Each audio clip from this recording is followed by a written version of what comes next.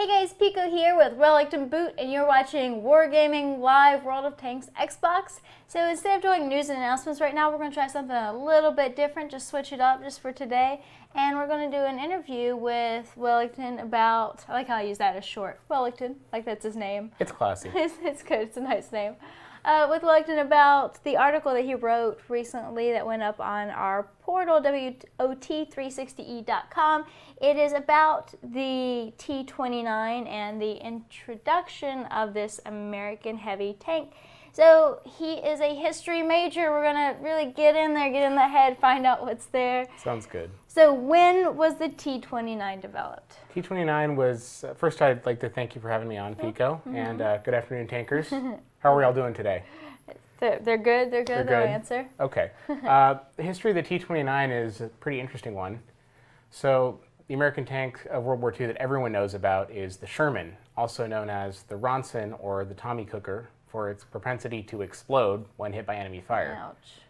So the Americans decided they needed something bigger and heavier to go up against the Tigers and the Tiger IIs that the Germans were coming out with at the end of the war. And they had a heavier tank called the Pershing, which is in our game, a medium tank. The problem with the Pershing is its armor was still too light to go up against what they deemed to be the Tiger and Tiger II's heavy cannons and heavy armor. So they started developing a lengthened Pershing chassis with expanded turret armor, a lot heavier armor as the T-29. Right. And so what additions, were there any other additions besides that one put in there? Thicker turret armor, high velocity 105 millimeter cannon, which is one of the larger tank guns that that American tanks saw in World War II. So this is something that historically would have been able to go toe-to-toe with even the Tiger Royale or Tiger II that the Germans were bringing out towards the end of the Second World War, which went through the American medium tanks like a knife through butter. And if you guys, while we're in the middle of this, if you guys have any questions in chat, because we are live right now, just write the word question, and I'll try to look over there and pull your questions for them. No pressure. You got this. Did the T-29 see battle in World War II? No, it was primarily developed as a prototype and proof of concept as something that could have gone up against German heavy tanks. Historically, there are a lot of questions. Why did we still keep using the Sherman if the Tigers were able to penetrate it so easily, if it got blown up so much? And part of that is a question of history. The Sherman actually has a very bad reputation historically, which is not necessarily borne out by that. Yes, it did lack in terms of armor against German tank guns, but from a logistical standpoint, in terms of getting the tank from factories in America across the Atlantic Ocean to Britain and to Russia, it was a small enough and light enough tank to be put in ships on numbers to get over to Africa and Europe and Russia, where a heavy tank might not have been able to be shipped as easily. So the Sherman and the legacy of the Sherman, there's a lot of debate about that, but overall mechanically it was a very good tank. The 29, though, I'm going a little off topic here, no. But the T-29 would have been impractical had it been completed earlier, say early 1944, late 1943. It would have been impractical to move it by rail, put sufficient numbers on ships, and move them to combat theaters in order to have an actual effect on the battlefield that the vast numbers of Shermans had in history. So what about its successors? Like what happened, T-29 didn't get really much action, but how did that evolve into sort of tanks that we saw after that? Well, we're still looking at a continuation of the tank doctrine of the medium and the heavy tanks. And the T-29 is very much a heavy tank. The Pershing chassis was, very mechanically reliable. The gun was very good, and the turret armor was very thick. And that turned into development on the T-32 and T-34 tanks. T-32 is the Tier 8 in our game, and the T-34 is a Tier 8 premium on the PC version, which looks like the T-29's bigger, badder brother.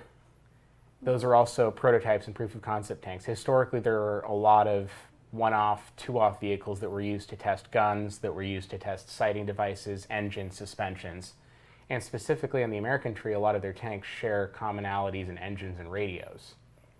So All right, we have a question from the chat. They say, historically speaking, which is better to have in a T-29, cola or a fire extinguisher? I would say cola, because then you can put out the fire with the soda and have it available to drink. You can't drink the foam. It's good, and it fights the rust, too. It does fight the rust. Practically, from a game mechanic standpoint, I would take a manual fire extinguisher with me. The T-29 doesn't light on fire as easily, but it's still got a lot of HP, so if you can save as much of that as possible, you want to take the fire extinguisher. Right, and do you think Congress would approve of the cola instead of the fire extinguisher? Well, it would make tank fires taste better. It's true, and politics. Yummy, those politics. All right, Yes. we also, what is the strategy for utilizing the T-29 in battle, like, for example, in our game? Well, if you read the article, you'll figure out that this is my absolute favorite tank in the game, because it's not, and here's the trick, it's not fast.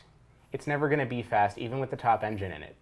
And the gun is not going to match up to the accuracy and penetrating power of the German deadly 88. So you really have to figure out how to play the tank's strengths, and it's one of the first heavy tanks that really teaches you the mechanics of support play instead of running in with the armor. And actually both Tier 7 tanks do that a little bit. The Tiger has a vulnerability in the frontal glacis plate when you're facing it directly, so you have to screen that and use that as a sniper support. And the T-29 has very weak hull armor in general with very strong turret armor. So you're going to want to use it from a hull down position, and that means you have a hill, wall, or terrain feature. You park the hull of the tank behind it and aim the turret over it, so you can bounce shots using the turret while shielding your hull. Strategies, guys. Lots of strategies. You can check out the article with all the details on WOT360E.com, so be sure to check that out.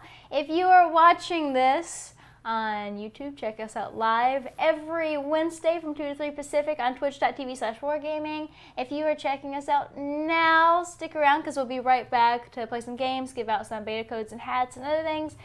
So we'll see you guys in just a moment, and thank you again for stopping by. Thank you for having me on. Yes. Good luck out there. All right, see you guys in a moment.